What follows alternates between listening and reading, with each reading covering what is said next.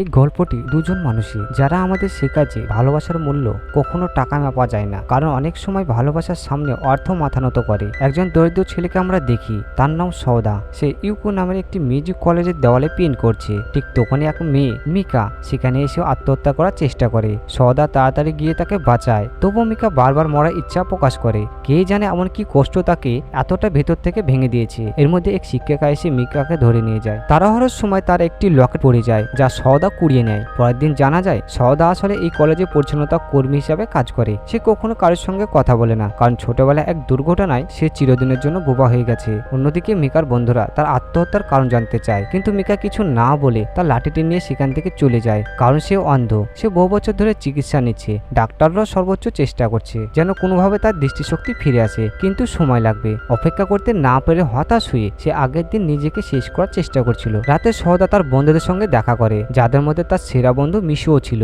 হঠাৎ তারা দেখে কিছু গোন্ডা এক ব্যক্তিকে মারছে, আর পাশে তার প্রেমিকা কাঁদছে। এই দৃশ্য দেখে সওদা চুপ থাকতে পারে না। সে বাইরে ছুটে যায় তাদের থামাতে। সে এক গোন্ডাকে ভয়ঙ্কর ভাবে পেটায়। তখনই পুলিশ এসে পড়ে আর সবাই পালিয়ে যায়। এই ঘটনা দেখে দেয় সওদার হৃদয় কতটা ভালো। সে অন্যের কষ্ট দেখতে পারে না, যদিও নিজের জীবনে হাজারো কষ্ট আছে। পরের দিন কলেজের বাগানে কাজ করতে গিয়ে সওদা আবার মিকাকে দেখে। সে একা একা স্টোর রুমে যায়, সেখানে অনেক বাদ্যযন্ত্র রাখা ছিল। মিকা সেখানে গিয়ে পিয়ানো বাজানো শুরু করে। তার সুরে মোহিত হয়ে সওদা দরজার বাইরে দাঁড়িয়ে শুনতে থাকে, কিন্তু বাজাতে বাজাতে মিকা নিজে সেই দুর্ঘটনার কথা মনে করে এবং কাঁদতে শুরু করে। যে দুর্ঘটনায় সে চোখের দৃষ্টি হারিয়েছিল। চলে যাওয়ার সময় তার পা টেবিলে লেগে পড়ে যায়। সওদা দ্রুত গিয়ে তাকে তুলতে সাহায্য করে, কিন্তু অচেনা ছোঁয়ায় মিকা ভয় পেয়ে যায়। কে তুমি বলে চিৎকার করে ওঠে। সওদা তো কথা বলতে পারে না, সে চুপচাপ তার স্টিক তুলে দেয় আর সেখান থেকে চলে যায়। এই দুজন মানুষ আসলে এইরকম, একজনের সবকিছু আছে কিন্তু দেখার চোখ নেই, আরেকজনের চোখ আছে কিন্তু বলার ক্ষমতা নেই। রাত্রে সওদা বন্ধুর সঙ্গে ডিনার যায়। তার একটি দামি গাড়ি দেখতে পায়। তার বন্ধু সেই গাড়িটিকে ছুঁতে যায়, কিন্তু ঠিক তখনই মালিক এসে বলে,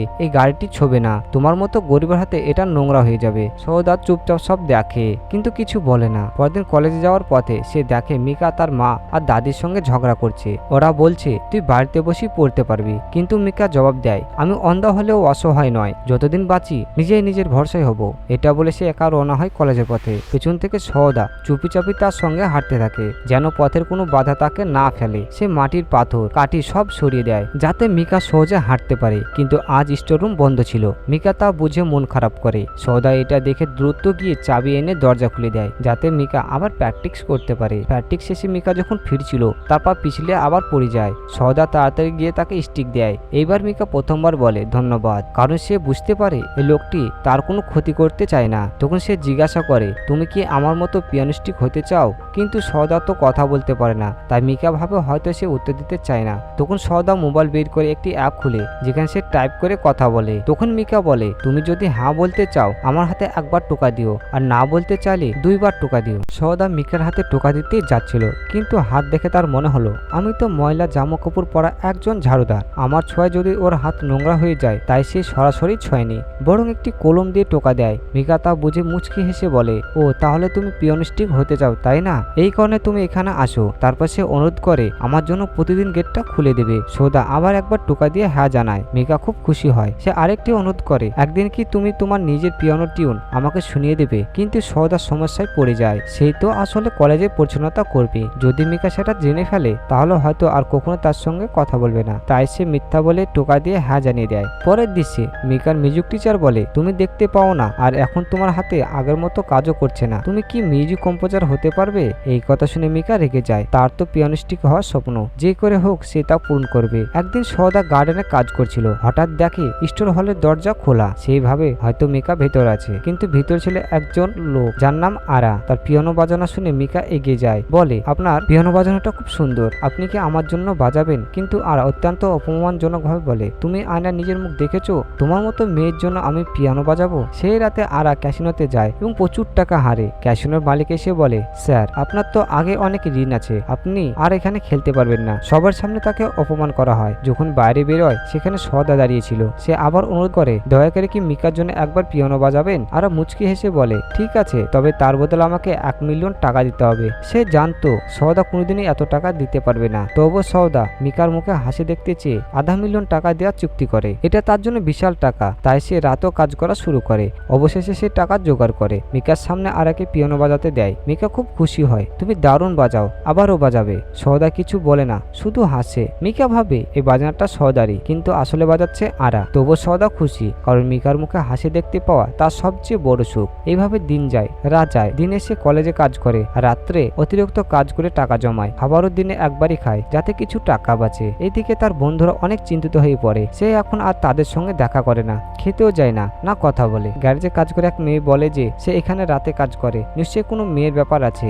এদিকে তার বন্ধু সে কলেজে যায়, দেখে যে সদা একটি লোককে টাকা দিচ্ছে। সে অনুসরণ করতে চায়, কিন্তু ক্যাসিনোতে তাকে ঢুকতে দেয় না। এদিকে সদা মিকার সঙ্গে হাঁটতে হাঁটতে তাকে তার বাড়িতে পৌঁছে দেয়। মাঝপথে একটি জায়গায় তারা বসে। তখন মিকা সদা হাত ধরে বলে, এই হাতটা আমার জন্য খুব ভাগ্যবান, এটা সবসময় আমার পাশে থাকে যখন আমি অসহায় হয়ে যাই। এই কথা শুনে সদার মনে পড়ে তার অতীত। একদিন সে দেখছিল কিছু লোক একটি ছেলেকে বিনা কারণে মারছে। সে তাকে বাঁচাতে এগিয়ে গিয়েছিল, তখন এক গুন্ডা তার গলায় ছুরি মারে। সেই দিন থেকে সে আর কথা বলতে পারে না। সেই প্রতিশোধে সেই গুন্ডাটিকে সে মেরে ফেলে, যার জন্য তাকে জেলে পাঠানো হয়। কিন্তু সে অপ্রাপ্তবয়স্ক ছিল, তাই কিছুদিন পর তাকে মুক্তি দেওয়া হয়। ভাই, সবাই হাসে, এমন মানুষ কিন্তু সবসময় খুশি থাকে না, কারণ প্রত্যেকের জীবনে কোনো না কোনো গল্পে সে নিজেই হয়তো ভিলেন। সদা অনেক কিছু বলতে চায় মিকাকে, কিন্তু পারে না। সে জানে যদি সত্যটা বলে ফেলে তাহলে হয়তো মিকা আর কখনোই তার সঙ্গে কথা বলবে না। তাই নিজের কষ্টকে চেপে রেখে সে শুধু মিকার মুখে হাসি দেখতে চেয়েছিল।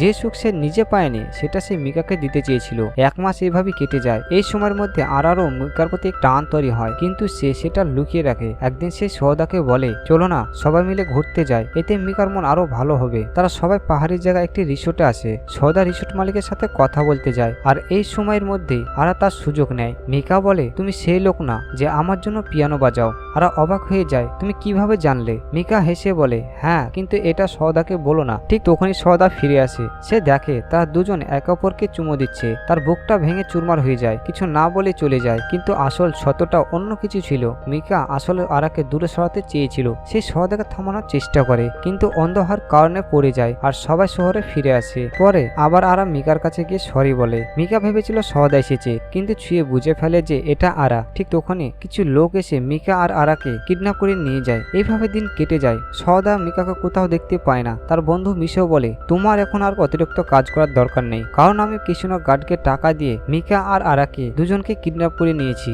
এই কথা শুনে সওদা রাগে তার মাথা ঘুরে যায়। সে মিশোকে একটা থাপ্পড় দিয়ে বলে, মিকা কোথায়? মিশো ঠিকানা দেয়, কিন্তু তার আসল উদ্দেশ্য কিছু বুঝতে পারে না। এদিকে কলেজে খবর ছড়িয়ে পড়ে সওদা মিকাকে কিডন্যাপ করিয়েছে। সওদা যখন ওই জায়গায় পৌঁছায় তখন গার্ড বলে, তো তুমি এসেছো, দেখো তোমার কাজ আমরা আরো সহজ করে দিয়েছি। সওদা রেগে গিয়ে সবাইকে মারধর শুরু করে, কিন্তু তাদের বস অনেক শক্তিশালী ছিল। তখন মিকা তার স্টিক দিয়ে আক্রমণ করে, কিন্তু ভুল করে সেটা আরার মাথায় লেগে যায়। আরা পড়ে যায় আর বস পালিয়ে যায়। সওদা এমন ভান করে যেন সে আরাকে মেরেছে, এবং মিকা বলে, তুমি কাউকে কিছু বলো না। এরপর পুলিশ আসে এবং সওদাকে গ্রেপ্তার করে নিয়ে যায়। কিছুদিন পর মিকা জেলে গিয়ে তাকে জিজ্ঞাসা করে, তুমি এটা করলে কেন? সওদা শুধু বলে, তুমি চুপ থাকো, এটাই ভালো, কারণ সে জানে যদি সে সত্য বলে তাহলে তার বন্ধু মিশো ফেসে যাবে। পরে মিকা আরার কাছে গিয়ে ক্ষমা চায়, কারণ তার কারণে তার মাথায় আঘাত লেগেছিল। কয়েক মাস পর মিশো মিকার হাতে সওদার লেখা একটি চিঠি দেয়, তুমি তোমার স্বপ্ন পূরণ করো, আমায় আর খুঁজো না, এটাই তোমার জন্য ভালো। কিন্তু মিকা তাকে খুঁজতে চায়। মিশো তাকে হুমকি দেয়, যদি আবার তার জীবনে ফিরে আসো আমি তোমার জন্য খারাপ ভয়ানক কিছু নিয়ে আসবো। এইভাবে 6 বছর কেটে যায়। মিকা এখন একজন সফল পিয়ানিস্ট, তবু তার জীবনে সেই আনন্দ নেই, কারণ সওদার স্মৃতি এখন তার মনের ভিতরে গেঁথে আছে। আর সব চেষ্টাই করে, কিন্তু তার টাকা পয়সা, নাম, যশ কিছুই মিকার মুখে হাসি ফিরে আনতে পারে না, যে হাসি একসময় এক গরিব ছেলেটা এনে দিয়েছিল। শেষমেশ আরা মিকাকে বলে দেয় সওদা এখন কোথায় আছে। মিকা ছুটে যায় সেখানে, কিন্তু সওদা ইচ্ছা করে তার সামনে আসে না। সে এখন নিজের নাম বদলে ফেলেছে। মিকা হতাশ হয়ে চলে যেতে থাকে। ঠিক তখনই সওদার হাত থেকে তার লকেটটা পড়ে যায়। তার শব্দ শুনে মিকা বুঝতে পারে সে কাছেই আছে। ঠিক সেই মুহূর্তে একটা ট্রাক তার দিকে ধেয়ে আসে। সওদা ঝাঁপিয়ে পড়ে মিকার জীবন বাঁচায়। দুজনে কাদায় গড়িয়ে পড়ে। মিকা জিজ্ঞেস করে, তুমি কি সওদা? সে আগের মতো মিকার হাতে টোকা দিয়ে বলে, হ্যাঁ। মিকা চোখের জল মুছে তাকে জড়িয়ে ধরে, আর তারা দুজন আবার একসাথে হয়ে যায়। তুমি যদি কাউকে মন থেকে ভালোবাসো, একদিন না একদিন সে তোমাকে বুঝবে, যেমন মিকা বুঝেছিল। সত্যিকারের ভালোবাসা কখনো হারায় না। তো ভিডিওটি কেমন লাগলো অবশ্যই কমেন্ট করে জানাবেন এবং চ্যানেলটি সাবস্ক্রাইব করে রাখবেন।